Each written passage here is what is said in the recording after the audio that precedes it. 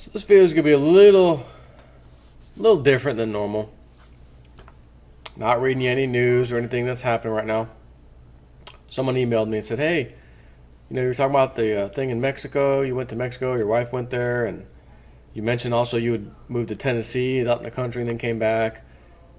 Um, can you do a video about that whole thing? Why'd you go out there? What was it like? And I thought, that's probably not a bad idea. Why not? Why not tell people what was on my mind and why I did it and why I came back? Um, so I'd say ever since probably, it almost seemed like for me it started in 2007, maybe 2008. I just felt like, man, Tennessee, I want to go to Tennessee, I want to go to Tennessee. Why? I don't know. I really don't know. I just kept seeing it, just Tennessee. Looking online, there's a website called landandfarm.com where people sell literally land, farm, ranches, houses, acreage. It's no, realtor.com or zillow.com where you can see a lot of stuff, but there is stuff in there that, for sale. And so I was poking around there and, kind of looking at where stuff's at and, oh, that'd be so cool. And my wife and I were like, man, wouldn't it be cool one day, like if we could, have our own house built and get one of those dome homes. They're like concrete reinforced dome, they can withstand earthquakes, tornadoes, hurricanes. I don't know where that came from, but we saw that a long time ago. There's a place in Florida on the East Coast, I want to say near Vero Beach, which is also somewhat near Cape Canaveral, but it's somewhere in that area. And it was something domes or something dome homes or whatever it was, and they have these like triangular pre-poured concrete things. They kind of piece the dome together. We were looking at that. I think I was just looking online. Dome homes for sale. Work came up, and then a couple times Tennessee came up. And I'm like, oh, that's cool. Looking at that, and I'm not sure if that's what got me started or what, but we ended up going on vacation up there before 2007 and 8, and we went up to way northeast Tennessee, Gatlinburg, and we went up there to just with some friends, just the wife and I. Our kids weren't even born yet, and so we went up there, little vacation, and up in that way, you're on the plateau, and there's some mountainous areas up there, and so you could go up there, go do some skiing, do some snowboarding. I've never done anything like that, so I was like, well, let's go try snowboarding, down this little place where they let you do it, whatever. So we went up there, got on the little lift thing. It drops you off the top, go down. Didn't know what the hell I was doing. Felt like I was about to fall off a cliff. Finally kind of got the hang of it, but by that time my abs from falling down and getting up, I was like, oh, killing me. Out of shape, Jason at 4. So that wasn't really my taste for Tennessee. That's not what made me say, oh, one day we ought to move here. It's not what it was. So I'm not sure what it was, to tell you the truth. I just kept having this calling. So decided one day if I ever have an opportunity to go up to Tennessee, I'm going to take it. Now, I've been working at the current job that I have since, I swore it was 2004. But I believe it's 2005, according to my employment record. So maybe it is 2005, right around May, although my real date of hire is June. I was a temp for 90 days, and then I went and worked full time. They hired me full on, and I've been there ever since. But that was 05, so 05 comes around, 06, whatever. My wife's pregnant. And I'm just thinking, how's there going to be an opportunity for me to go up there? For one thing, there's not a lot of good paying jobs up there, especially in the country. It's poor out there usually. And so I'm like, how could I ever make that happen? I just never thought I'd have an opportunity. So my boss, the owner, actually CEO of the company, we were talking a few times, and he mentioned Tennessee. Tennessee's a real beautiful place, and I'd like to get a little spot up there if I could.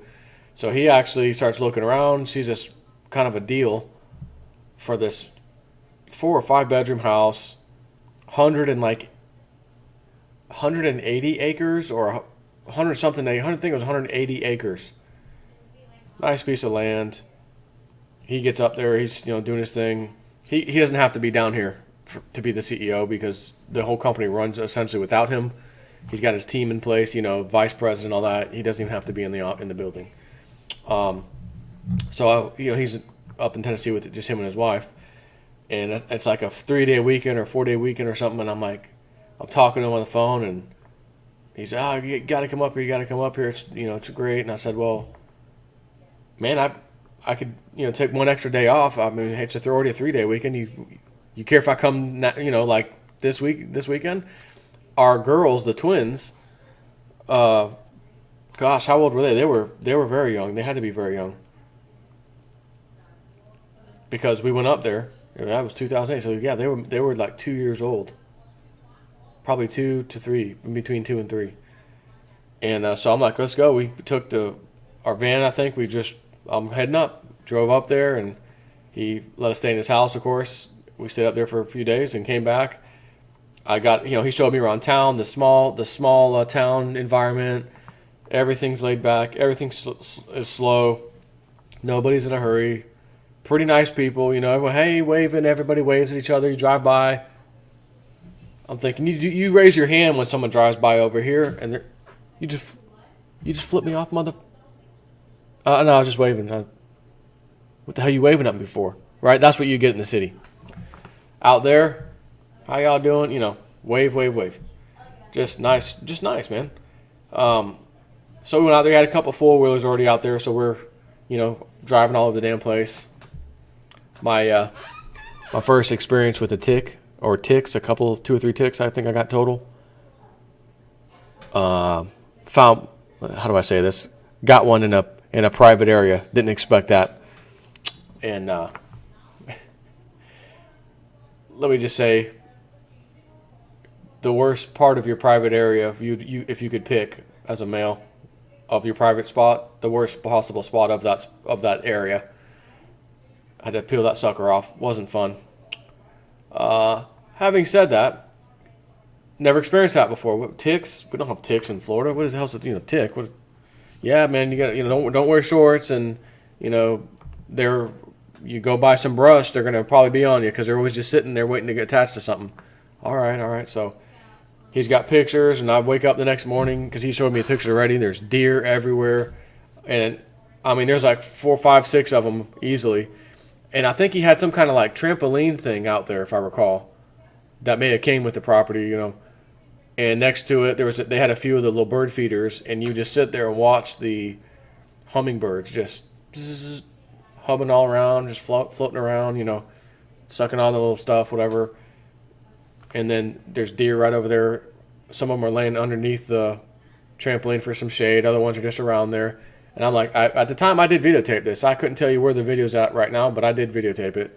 Went out there. Oh, damn, look, there's a deer right there. It was really neat. And I think that's when I really got to see it. I'm like, man, this is really nice land out here. Where he was, it wasn't real hilly like northeast. This was more kind of central and to the east, I think, a little bit. But mostly central and a little bit to the east. And so, it's not real hilly. It's nice. I'm like, man, that's, so he was already up there thinking, what could I start up here maybe to, as a secondary, he has to stay busy. He's that kind of guy that's just I got to stay busy and not sit on my butt all day. I got to be doing something. So he's always got ideas and things going on in his head. So he says, maybe we'll do a pellet mill. These wood burning stoves, well, they got pellets now. The pellets last way longer. It's kind of the new thing, there's freaking sawmills all over where we're at right now. There's like 4 or 5 in this area in a circle.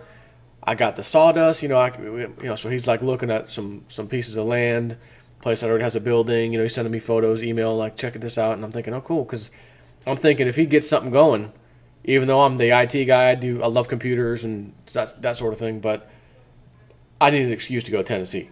So that was my excuse to go to Tennessee if he could get something going. But he was just looking, not anything in stone.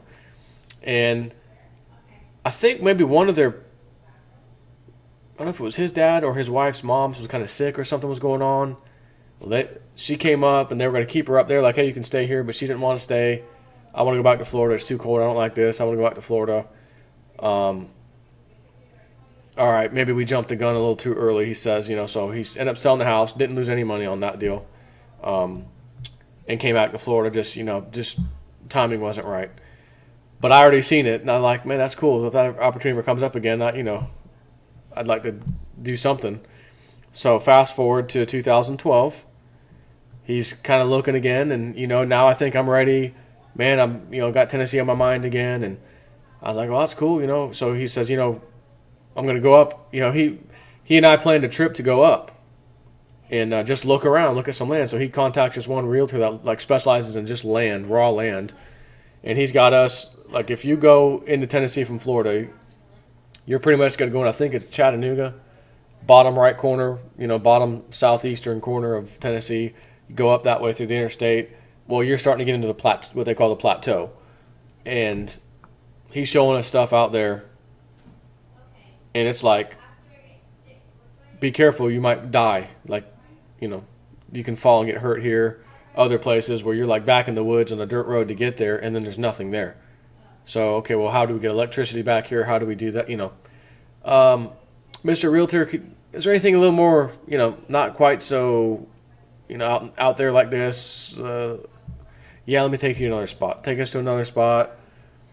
Okay, there's people around here. Yep. He said, there's a country star over here in this particular land. Not sure who the hell he said it was. But he's like, technically it'd be your neighbor if you guys, moved out here. All right, whatever. Don't really care about that, but thanks. So we're looking at a little plot. And it's one of these things where you're going to have to go and bulldoze it, get you a little plot down, look at the price, this and that. Okay. Let's keep. We're kind of heading in the right direction. Do you have anything else you can show us? A little more inland, a little more flat? Yeah, I do got another spot. So we end up going to another spot, and we really start looking around there. Okay, now we're in a general area. We like what we see. Showed us a couple of little things here and there, and that was it for the trip. Went back, back to Florida.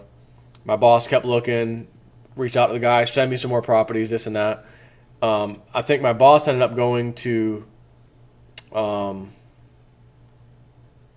Clifton, Tennessee, in a property hunt, and I ended up going with him ultimately, looking around at stuff, and he settled on this little property that had several acres on it, and a little small kind of a house/cabin kind of a deal.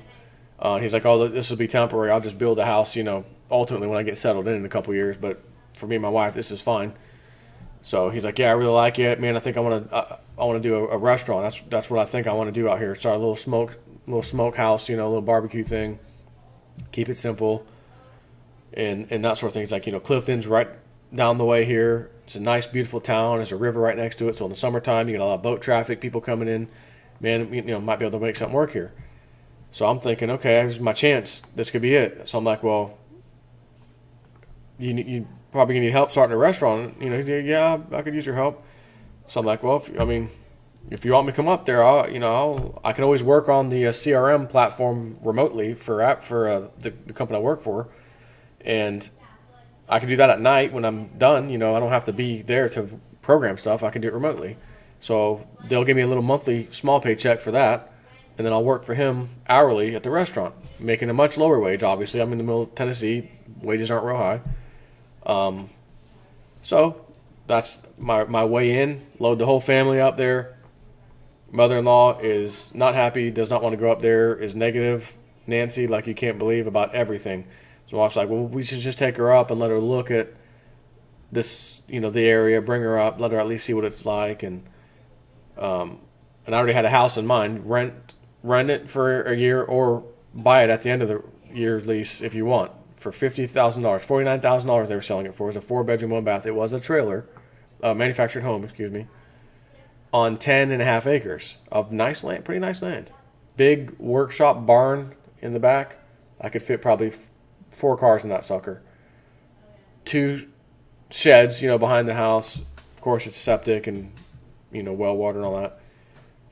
And I'm like, this is my way in. Now, this isn't in Clifton. This was in a town called Sardis. Population like, 800 or 500 or something. But, so we go out there and the whole way there, oh, look at that beautiful, look how nice that is. And her mom's looking out the other window. Oh, gosh, yuck, look at that gross water. Oh. Vanita, you're looking at the retention pond. We're looking at this beautiful pond over here, or this lake, or whatever it was, little stream. She was just trying to do it on purpose. Really aggravated the shit out of me. So I got there. Okay, I'm gonna sign this contract for a year. We're gonna do this. It's done.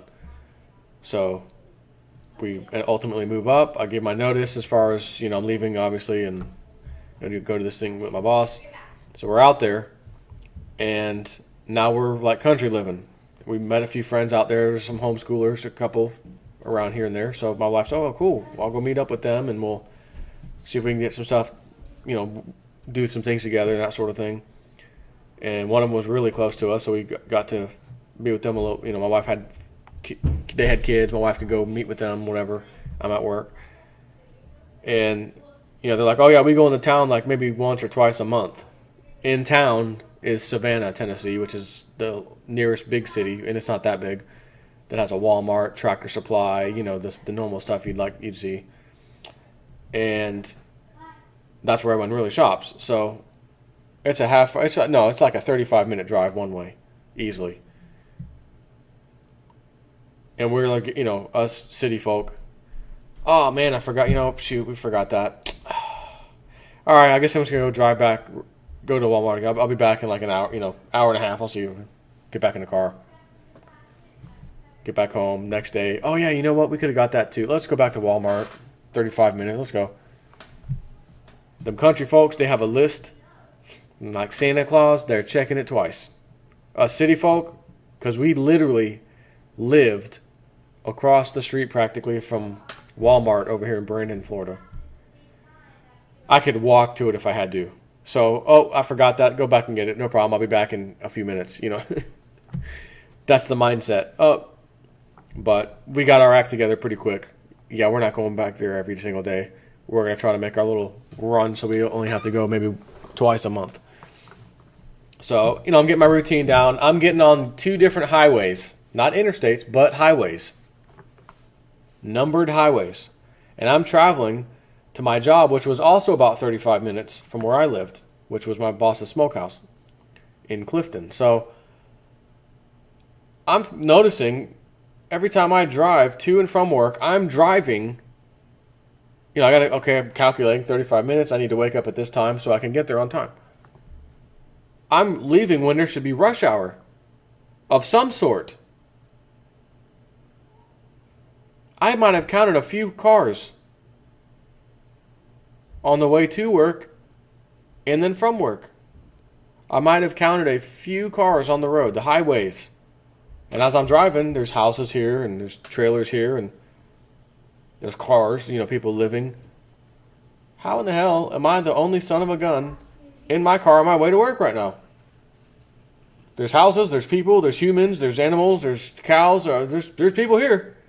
Not everybody's a farmer. So I don't know what to say about that. Where are these people at? Or they're all on food stamps? I don't know. And you'd get into like, oh, that's beautiful, beautiful house. Oh, I'd love to have that piece of property. And then right after that, ooh, I don't want to live there. Ugh, that's a little scary. Oh my God, Lily looks like a wicked witch. I screamed one time.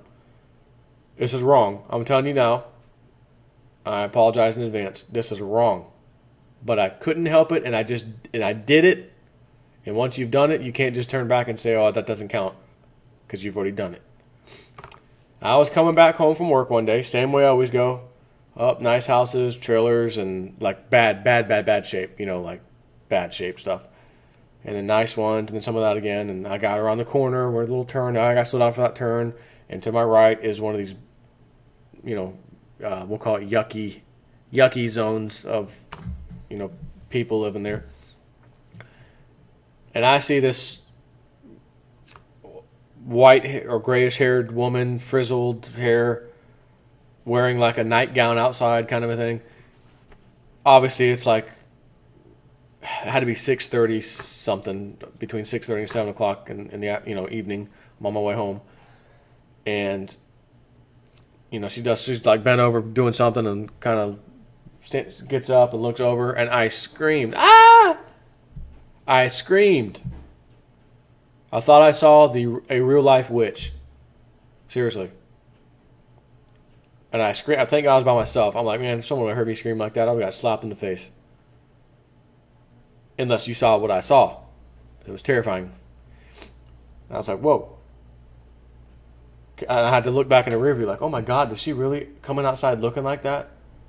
In a nightgown and all frizzled hair. And I realized, well, Jay Snip, you saw the area you just passed. There's some pretty lower people in society there that have never lived any kind of lifestyle like you have, and that's all they know.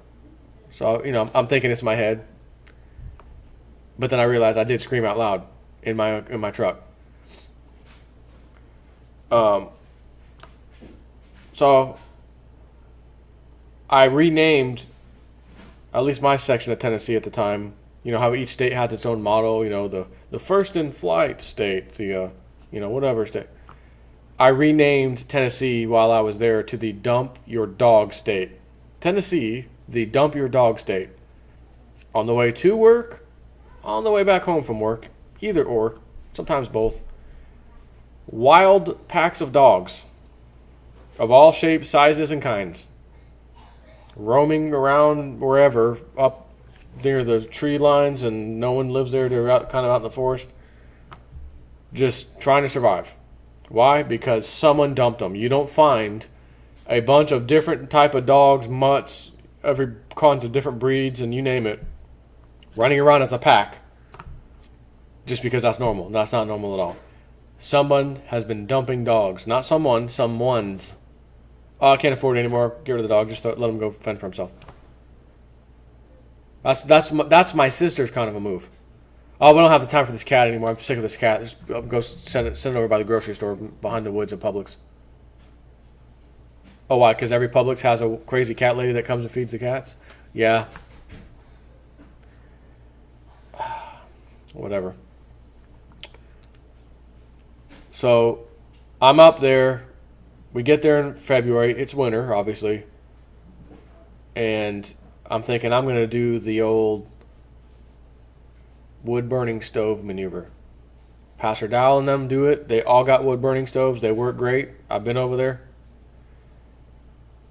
There's tons of wood around here. You could get it. Of course, you got to buy it as well, firewood.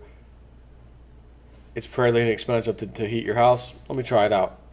Go out and buy a nice, decently sized wood-burning stove. Got my wood. Calling people, can you bring a cord of wood? And I got the little stackers. Stack it over here. Okay, good deal. Go over to my little pickup truck, get the wood, pay the guy, here you go, thank you, go back. Stack my wood outside, chop a few of them because they're a little bit big. I'm out there chopping it myself. And realizing that wood-burning stove won't stay hot all night long without me getting up at least one time. And usually late, 3, 4 o'clock in the morning time frame, to put one more little log in there or so, just enough to hold it over to the morning. And then my wife and them will be waking up anyways, and I'll be on my way to work. I'll throw one in there and head out. And I'm finding that I have to wake up at least once, and it's way earlier than I would normally wake up ever to put this log in there. So this isn't working for a Jason 4 City Boy. Not working. Damn it. Spent that money on that stove. Pastor Dowell and them, some of the brothers came out. Did not help. They installed the chimney piece. He told me exactly what kind to get. This is what you want. Double insulation. Okay, got it. Went and got it. Boom, boom, boom. They hooked me up installing it. Great people. They came from a decent distance away too, I'll add, just to help me out. So when it came time for me to leave Tennessee, I said, Pastor Dow, you could use a wood burning stove, I'm sure. Oh, always. I'm gonna go ahead and get rid of this one. It was a fairly expensive one, not a junky one, but not a real nice one, but nice, pretty nice. How much do you want to give me for that? I think he said, I'll offer you $500 for it. Nah, that's too much. Give me $400 for it. For my people. Take it. Have at it.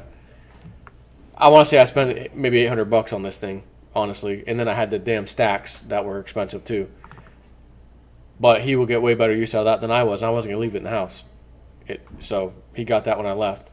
I'm glad he could put it to use. But while we're up there, I'm getting in the grind, come home. Oh, I've got 10 acres. A lot of it I can't really mow or get to. It's trees and there's fence this and that. But about 4 acres, I can get to that. I'm going to need a pretty powerful lawnmower. My boss happens to have a 0-turn. He said, man, I'll make you a deal on it. $750. Wow. Thank you. Load that sucker up. Took it home. That was my mower. And takes a little while to mow 4 acres, even on a 0-turn, mind you. Wasn't a huge 0-turn, but it was a 0-turn nonetheless. Maybe a 46 or 7-inch. I don't remember, I tell you the truth. But I'm out there sweating like a dirty pig. Well, pigs don't actually sweat, but I am sweating. Man, it's taking a while. This sucks. This sucks. I work 6 days a week right now at the restaurant. I don't want to come home and have to mow my freaking yard for hours. I want to rest, spend time with the family, do something, And this is only 3.5, 4 acres. Man, what if I had a 10 acre or 15 acre or 20 acre or whatever acre? I'd need one of those giant tractors with the damn bush hog to get anything done. Okay, I could do it, but I'm taking all this in. Now we're out here. Our neighbors own a lot of the land around there. They're good people. We're friends with them. We became friends. There's all these trails and hunting trails. Anytime you guys want to go back there, go ahead and have it. Go, do what you want. Oh, cool. Thank you. Evelyn, I need to have a 4-wheeler. Okay? I have to have something here to play with. I need a 4-wheeler. So I went and got to use one, $2,000. I think it was an Arctic Cat. Kids couldn't wait for me to get home. Daddy, it was a good 4-wheeler, yeah. And I could fit everybody on that sucker. All of us could fit on that one 4-wheeler. Let's roll. Going out through the woods. Stop. Blackberry season. Oh, let's stop and eat some blackberries. Okay. Eat up on those. Fly around here. Go over there. But you can only do that so many times, in all fairness, before you say, I don't feel like doing that today. And I don't feel like doing it tomorrow. I'm kind of bored. Want to do something else. You're out in the country, and you're looking around. Ain't no one else doing anything either. Now, here's the odd thing about that. When I'm in the city, what am I doing? Am I going out all over the place? No, actually, I'm not. It's really weird. If you look at the two, I'm out in the middle of nowhere country, and there's nothing to do, and I'm getting tired of 4-wheeling. What else can I do? But when I'm in the city, I don't feel the same way, even though I'm still not doing anything. I could do these videos anywhere, even in the country, and I certainly was doing them. Matter of fact, I was out by a creek one time doing a video on something, and I said, you know what, this will make a good little spot for me to do a video. I'll just do a video right here in the side of this little creek. And I remember doing a video somewhere between February 2013 and probably July 2013. If you care to go look back at my videos that old, it's somewhere over there. There might be more than one. But I also realized there ain't no, I don't know if I ever saw a cop anywhere. They did have constables out there. I'm like, constable? What the hell's that? I don't even hear that word anymore.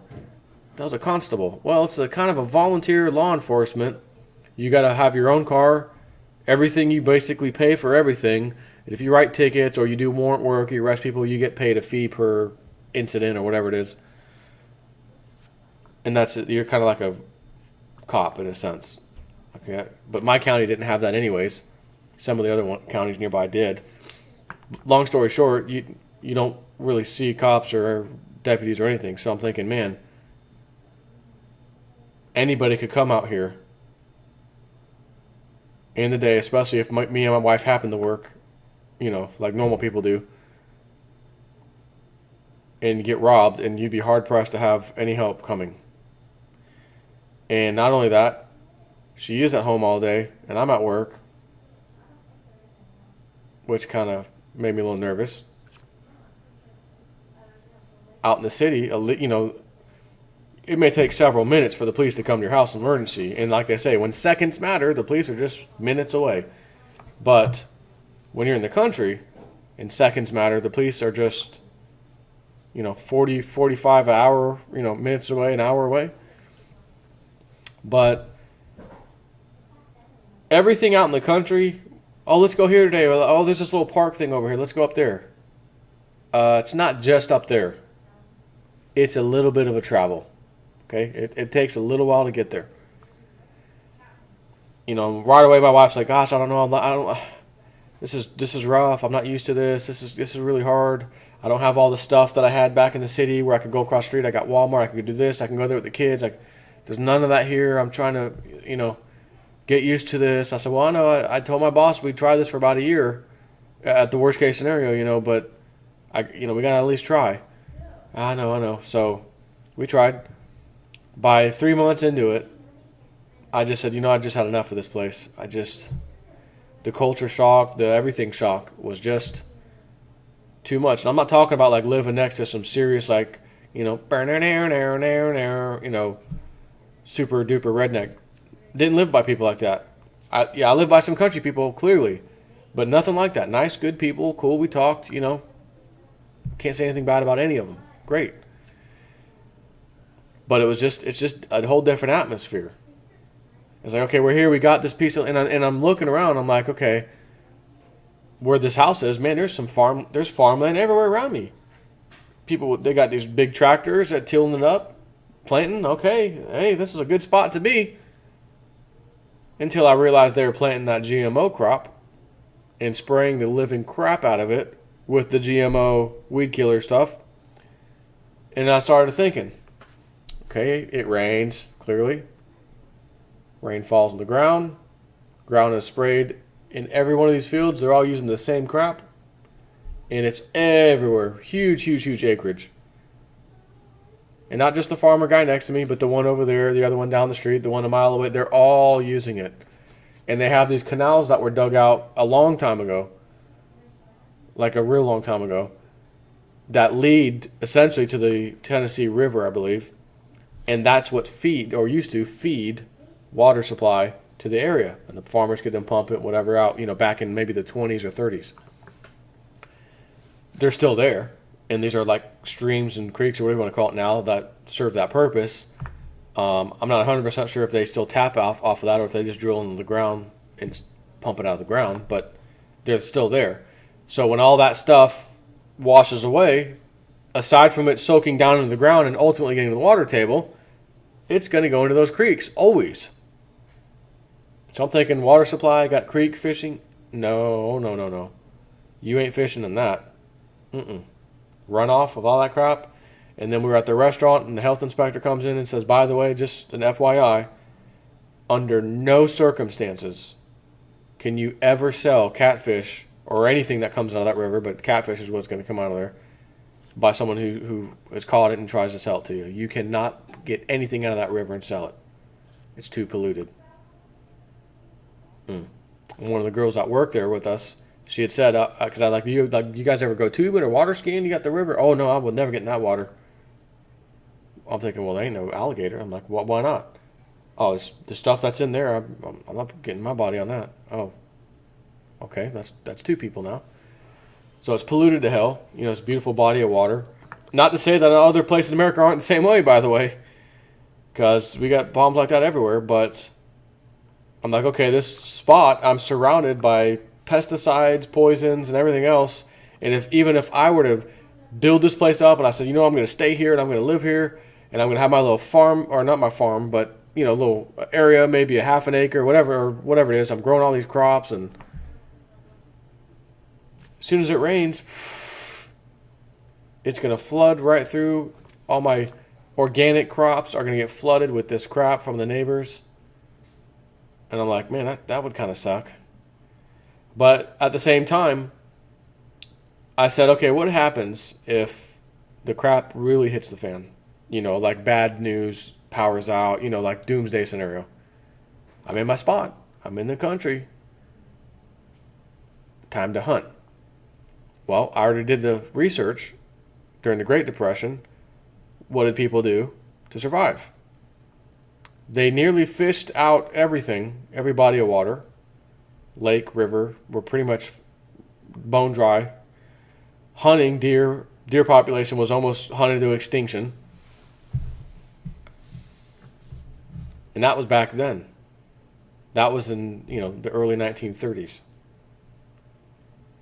We've come a long way from those times. We got stuff, tractors, and, electronic this, drop the seeds automatically, fly an airplane over, So if all that stuff were to stop, my neighbor, you got the tractor. Oh, wait, tractor won't work. You need to run it on, it needs to have fuel. And, we're in a crap hits the fan situation. Your tractor's done, is dead. Sir, how are you going to plant those seeds? And all these people around me, a lot of them are older folks. Older, as in at least in their 60s, if not 70s. They can get on that tractor and ride all day long. But in an emergency, they can be out there with a till, tilling up the land, or a hoe tilling up the land. An emergency, you may be surprised, right? They may, but I kind of, in a weird way, came to this conclusion. As crazy as this may sound to you, that I didn't feel at all any safer, any better living out there. Because just look at some of these shows that are out there. I'm trying to think. Like, I don't know if any of you watch the Naked and Afraid shows, or where they have the 40-day one, where there's a big group of them, or any survival thing when you have one person. If one person has to survive, it's very, very hard. Two people makes it easier. Oh, you go get the firewood, you go deal with that, I'm going to go do this. Okay, great. Three people. You just get the firewood, you just go do that, and I'm going to go do this. 4 people, 5 people, 6 people. Today, I don't feel like doing much of anything. I'm taking a break. You're going to do firewood, you're going to do this, I'll just work on the shelter, you do that. Right, so you get to disperse the load. Of course, that also means more people need to be eating and drinking. But the bottom line is, you got to have at least a group. Even if it's a small group, you have to have a group of people absolutely like-minded, so that anything happens, you don't have, I'm leaving. Nope. We already know we're here. We're not going anywhere. We're ready to deal with whatever it is. We're here as a group. You look at Pastor Dowell and them up in Tennessee, that is that group. Anything happens, they're not picking up. Oh, we're leaving. No, we're prepared right here. They have everything they need. They have everything they need there. So that's a perfect example. It's not just Pastor Dowell. He's got a small community of people, and you guys are going to do the planning today. You guys are going to help me build this building. We're going to extend that. We're going to cut down some of this tree line over here. We're going to put this thing up. Let me tell you something. Those people work. And they work hard. And I look at that and say, man, you all work a little too hard sometimes, as far as I'm concerned. But I'm city boy. I am city boy, computer guy behind just a little programming today. My eyes are kind of hurting. Let me just take a little break.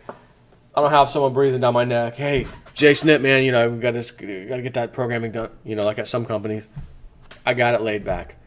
But these people work hard. So imagine them not being in a group. If it was just one of them, how hard they'd really have to work. Oh my God. Even as a group, they work very hard.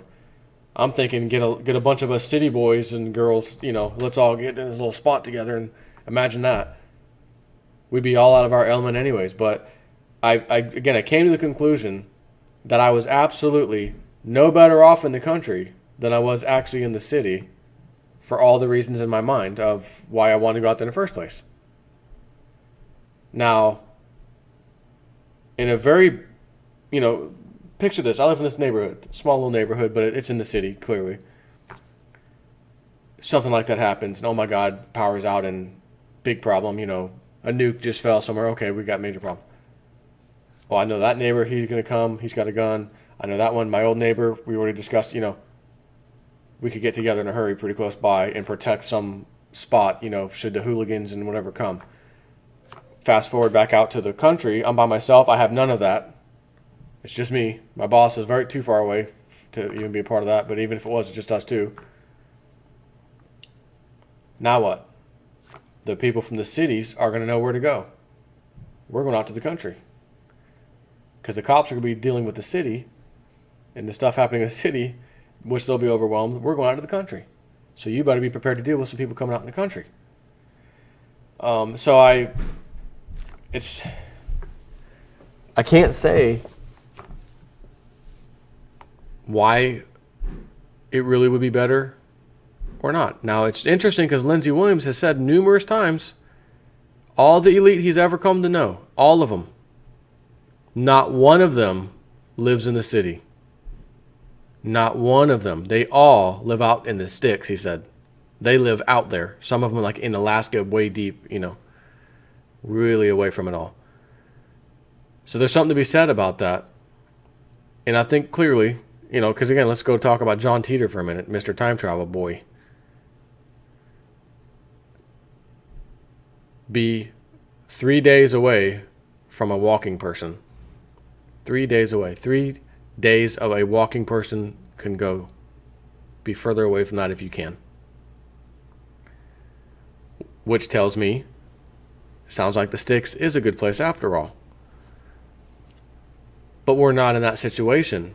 And since we're not in that situation, my brain, my whole body will not allow me to say, well, I'm going to get prepared for that anyways and just live like this in the middle of the woods. Like, waiting, last year it didn't happen. The year before it didn't happen. It's not happening this year so far, but when it does, I'll be ready. That's a good mindset to have, by the way. But I don't have it. My mindset's not going to do that. Living out in the country. So my best advice for anyone thinking of this, and it only assumes you can pull this off. Can you live and work in the city, making your good money or whatever, and somehow find a little go-to spot when the crap hits the fan that you could just pack up and get there? Assuming you would have a little bit more notice than everybody else because you're paying attention and say, okay, it's coming. We need to get ready to go now.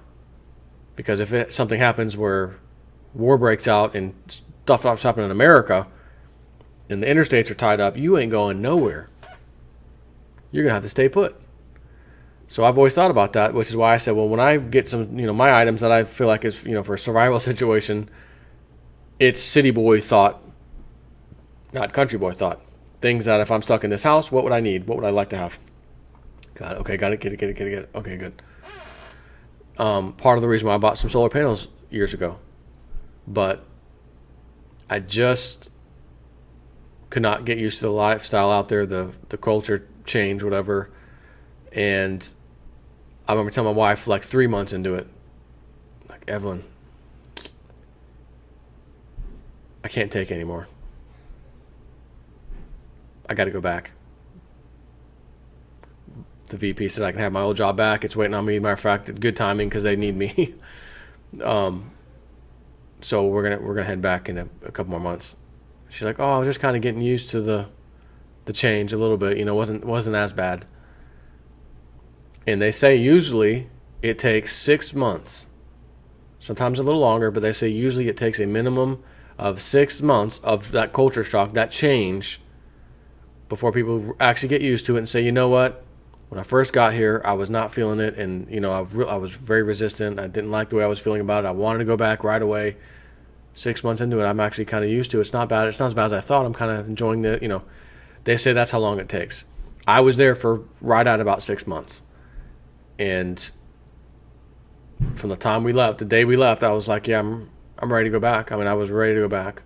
So what I would love, and in my, if I could have things, have my cake and eat it too, have my daily thing I do here, live in the city, yada, yada, yada, and somehow be able to afford even a small house didn't have to be huge acreage either, couple acres or an acre, out there far enough, good spot, there's a good water supply, or it's got well water that works, again, solar panel, I could pump the water out with, solar power, converted into AC, electricity, whatever, with an inverter, which I have, in an emergency. That would be okay. I just would like to know that I could go somewhere in an emergency and have it. And I will say something else about Pastor Doll. He told me numerous times, he said, man, if the shit ever hit the fan, I just want you to know You're always welcome over here. We will always have a place for you. You don't even have to ask. You just come up, which is very, very nice of them. So it's nice knowing in the back of my mind, in a bad situation, I could go do that. But I kind of want to do my thing here. I live in the city, do my thing, and have my own little spot to go to. Because, I feel like I'll be a burden on someone, too. I don't want to go over there. They live this particular lifestyle. They're doing things their way. And then me and the city family come in and, it might be rough for them to deal with, us, in all honesty. But it's still nice of them to offer me that. But, so, yeah, that's all I want to talk to you about. Just to kind of tell you what my experience was. And they have politics out there just like you would in the city. The good old boy network. They got it, and I remember my boss was telling me a couple of stories over there in Clifton where politics, this guy, they're going to fire that guy because he doesn't go to their church. He's not a member of our church. We're going to get rid of him. He's doing a great job. He's doing a great job. But he doesn't go to our church or fire him, get rid of him. He doesn't go to your church. He's not a member. Fire him? Now, that's not the club. It's not the banksters. It's a little small town. So isn't that amazing? No matter where you freaking go, people that have any kind of power are likely to abuse it. Good old boy network, good old church network, whatever. And that's another thing in Tennessee. There's a church on every corner. That is a Big 10-4. That is a huge 10-4. There is a church on every corner. And an interesting thing when I see these small town places too. Again, I'm Mr. City Boy. My experience of seeing anything, church, building, society, is city-based. So I go out to the country and I see a building that looks like it should be condemned, but I see people going in there for Sunday church service. I'm a little taken aback. Whoa. Kind of shocked. That's normal for them. Huh. And then as you drive through that particular town, whatever, I guess it's kind of a poor part of Tennessee or the country or whatever that I just wasn't expecting. Again, when you live in the city and you drive in and out, you see you see some bad parts of town, but then you go out to the country and it's like this whole entire area is kind of, on the bottom of society, so to speak. Well, that's what you'd expect. Buildings falling apart, not a whole huge congregation going. And when they do, I'm sure they're not tithing very well, But that's what I got to see, got to experience it. And I'm thinking, do I want to sit out here and live out here? Around these people out in the country that I'm, two different lifestyles apart. I'm not going to compare it this bad, but it's almost, you talk about these Syrian refugees, all that's coming in, their Islamic views and all that, and women can't do this, they can't possibly fit in with society, right? I mean, they can't even possibly come in here and mesh with us and our views and our religious views. So there's going to be, big headbutt. It's not going to work. I can't compare myself and my situation to that, but it's the only thing I can really think of to say there's a little of this going on of city view stuff, and then here's how y'all do it. And it's a little odd for me. So I couldn't deal with it. Had to come back to the city. Again, my advice would be get another spot you can go to in an emergency that I can stay here for a while. We can load up the stuff that we've got in our little, bug out, not a bug out bag. You're going to need more than a bug out bag. You're going to need a bug out, truckload of whatever your stuff is. That, okay, we're going to go there. We don't know how long we're going to be here. Is it going to be a week, 2 weeks, a month, 2 months, 6 months? That kind of situation. That's the kind of place I want to be able to say I can go there. But that kind of place is going to be out in the country. So rather than live there now and, try to deal with it, everything that goes with it, I think I'd not want to do that. I'd like to try to time this to deal with it. Hopefully I'll have foresight to see these things coming in advance enough to where actually, okay, now we need to get the hell out of here. Because if not, and something just happens like bang, now I'm with everybody else. Now what do? We're stuck in the city. There's millions of people on the interstate trying to get out of here and they can't. That's why I prepped the way I did, saying all the freeze-dried foods, all that stuff.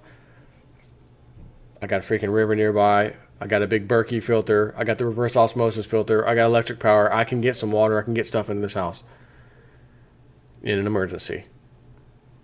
But then you have to deal with, well, how many other millions of people are around you right now freaking out, thinking the end is here, willing to do anything to survive? Not something you want to deal with. You want to be out in the country. And again, they may say, well, let's go out in the country because we ain't got to worry about anything. However, in a crap situation, crap hits the fan, that's long after the police don't come anymore. And remember what John Teeter said. And I forgot how the guy put the question out about, something like, do the police still bust people for smoking weed? I think that was the question he asked. Do the police still bust people for smoking weed? I think is what the question. He answered it like something along the lines of the police. Basically, when the police stop coming when they're called is when you know it's happened, or maybe it was two different questions. But when the police stop coming when you call them, you know it's begun, something like that. He said his family moved here. This timeline moved to Omaha, Nebraska, and the lawyer that was on the radio talking about it, the radio show, said I can confirm that has happened. They moved to Omaha, and he says that'll be the new capital of the U.S. when all this shit goes down. It's kind of expensive in Omaha. I've already looked, by the way, and that's way up north and eastern a little bit, western, and it can get really cold up there. And again, you can't just decide all of a sudden, I'm just gonna move. What about your job? What about all the, it's not just as easy as saying it and doing it. But it would sure be nice if you said, okay, well, I got a really good paying job. If I stay in the city, I can take X amount of money. Matter of fact, I can even afford another mortgage or another something to get this piece of property with this house right here. It's in the spot we want, and that'll be our vacation spot for now. We go on vacation, that's where we're going to go. Because every time we get to go on vacation, we get to see the area, we get to check everything out, see where everything is, and that'll be our spot. And if the shit hits the fan, we got our spot. We don't have nothing to worry about. And you're not going to have to worry about a mortgage payment either. But you're also going to have to make sure that property is yours to start with, because if it's not, you're not just going to show up. Someone else owns it, oh, hey, mortgages don't count. We're going to take over the house now. Over my dead body, not going to work. So anyways, sorry about this super long video, but someone asked me about it, and I thought I'll give you the whole story. Why I went there, how it was when I went there, why I came back, and what my thoughts are. Take care.